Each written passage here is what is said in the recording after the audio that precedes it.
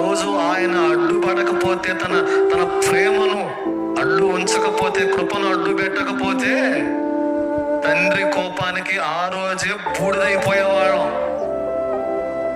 శిలువ మీద ఆయన పలికిన ప్రతి ఒక్క మాట వెనకాల మనందరికి క్షేమం ఉంది, మనందరికి క్షేమం ఉంది, కాపాడబడ్డాం. కొంతమందికి లెక్కలేదు ఆయన మాటలంటే, లెక్కలేదు ఆయన ప్రేమ అంటే.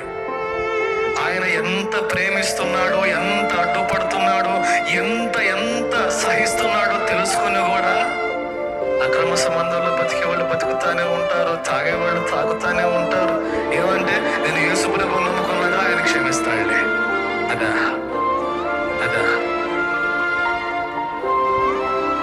ఎదుటి వాళ్ళను చూసి అసూయపడటం.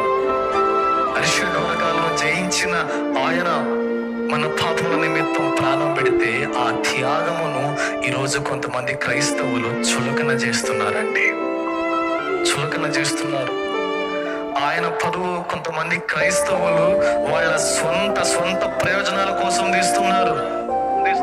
అందుకోసంగా చేసింది ఆయన పాపముల నుంచి విడిపించి నిత్య జీవాన్ని ఇవ్వటం కోసం. ఆయన దాహము అని అడిగితే చేదు చిలకనిచ్చారు. అంటే దేహంలో ఉన్న రక్తం అంతా వెళ్ళిపోయింది.